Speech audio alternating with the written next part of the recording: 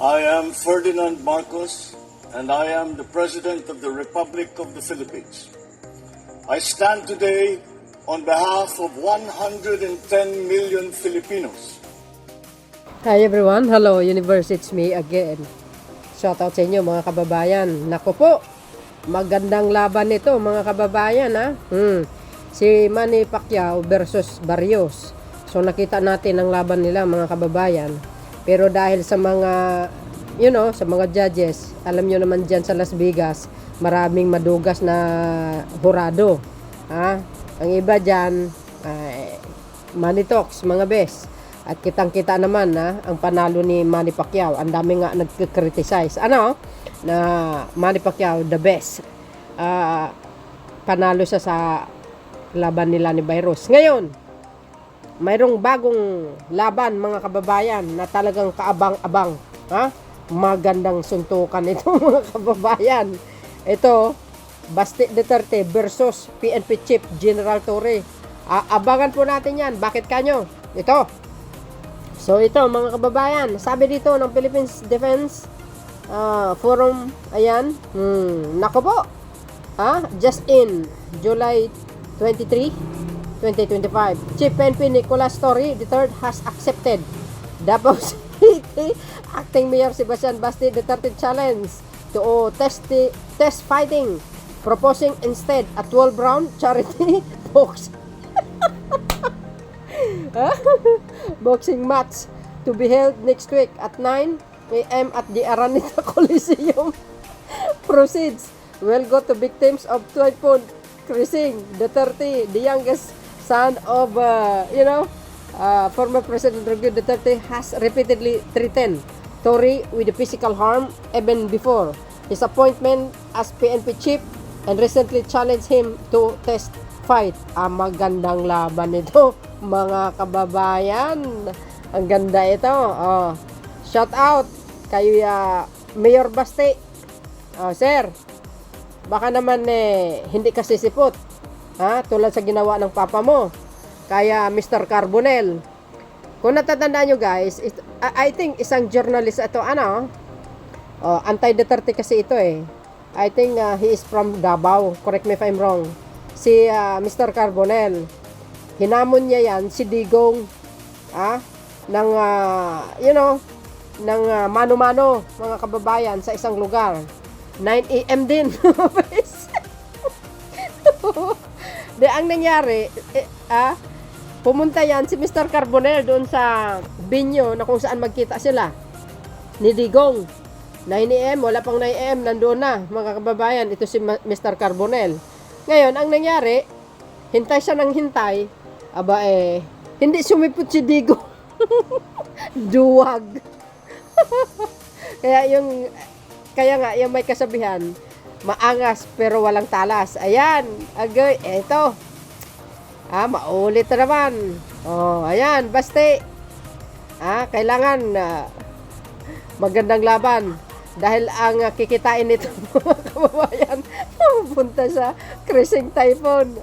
Ito po ang hamon ni General Torre. Ito. Pilipinas Today, suntukan with a cause. Yan, matirang matibay. Ito si General Torre, PNP chief natin. Talagang may pagkamaskulado din ito. Matikas ang katawan. Bakit? Araw-araw ba naman nagtatrabaho ito Kaya medyo kargado sa exercise ito. Sabi po dito guys, tuloy pumayag si Philippine National Police PNP Chief General Nicolas Torre III sa hamon ng suntukan na hinahayag ni Davao City Acting Mayor Sebastian Baste Duterte sa isang panayam makailan. Sa podcast na Basta Davao Nyo, diretsahang hinamon ni Mayor Baste si General Torre dahil umano sa sunod-sunod na pagkukulong o atraso nito sa kanilang pamilya na hindi nito pinapalampas. Bakit? Ano bang kasalanan ni General Torre?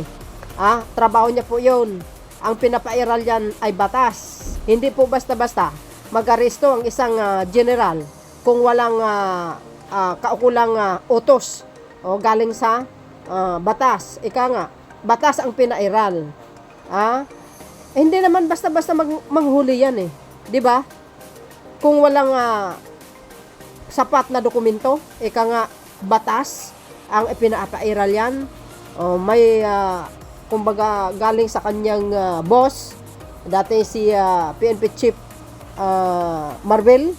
Natural. Yan ang utos sa kanya. At siyempre gagawin niya yun. Through Interpol yun, guys. Through Interpol. Ang pagkahuli kay Digong is legal. Hindi po illegal. Yan po ang kooperasyon natin sa Interpol. Kailangan natin makipagkooperasyon dahil member tayo dyan. Kasi ang ICC kasi walang mga pulis-pulis yan eh. So, through Interpol, pinadaan sa Interpol, yung warrant of arrest yan kay dating Pangulong Digong. So, ang Interpol na po ang gumalaw. Dahil dyan, siyempre, nakipagtulungan ang bansang Pilipinas because we are member in Interpol. That's why, si General Torre ang naka-assign para arestuhin si dating Pangulong Rodrigo Duterte. Bakit galit kayo kay PNP Chief Torre? Ano kasalanan niya sa inyo? Hindi naman kayo ninakawan.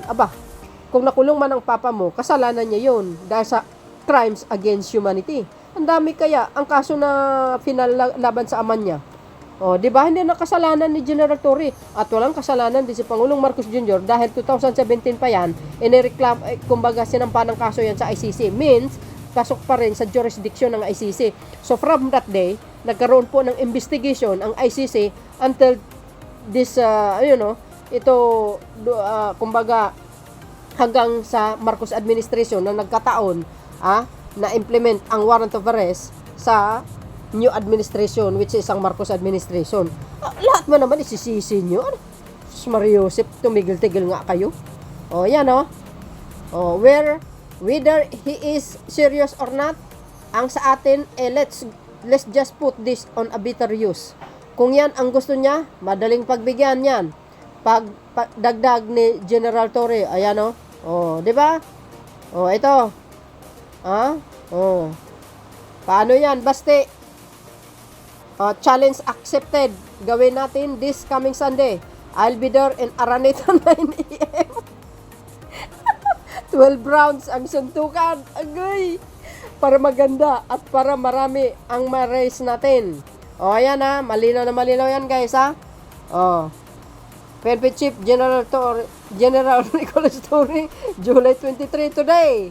Ayan hamon. Kailangan i-spread natin ito para makita at malaman ni Baste na dapat sumipot ka. Pag hindi ka sumipot, duwag ka. Tulad ng ama mo. Yun ang ginawa niya din kay Mr. Carbonell. Hindi sumipot. Kaya duwag. Ay, nako. Ito. Guys, nag-viral talaga ito. So, yun. Kung sinong gustong pumunta sa Araneta, wala bang ticket ito? For sure, walang ticket ito. Abangan natin ang announcements. Mga kababayan, baka may ticket. Magandang laban ito. Kaabang-abang ito. History ito, mga kababayan, Mayor versus PNP Chief. General Torre. Agay. Yan So, yan, guys. Pinaparating ko lang sa inyo itong darating na match between Baste versus PNP Chief General Torre. Tama. Maraming mga kababayan natin ngayon na nangangailangan ng tulong na naapektuhan ng bagyo at baha. So maybe this is a very good time para sa isang charity boxing match. We can do it on Sunday sa Araneta. Actually, pwede. Seriously, it's okay. Maganda yung pang charity, at least makatulong kami ni Mayor Baste sa ating mga kababayan na salanta. Ang proceeds nung kung ano man ang, sigurado maraming manonood dyan So we can do a charity boxing match, maybe 12 rounds in Araneta Coliseum in this coming Sunday. Pwede. So yun, guys. Kaabang-abang ito. Challenge accepted. Ganyan ang matapang na general. Hindi umaatras sa labanan. Sanay na ito sa labanan So dahil dito, mga bes, actually ito si Mr. Carbonell din, hinamon din yan si Baste. Di ba? Kaya ngayon, magandang laban ito. Manood kayo. Kaya mga kababayan, abangan po natin ang magandang laban na ito. Di ba? Para ito sa Bagyong Krising. Di kayo naloka. So, yan mga kababayan. See you again on my next upload. Bye. And babus. God bless Philippines.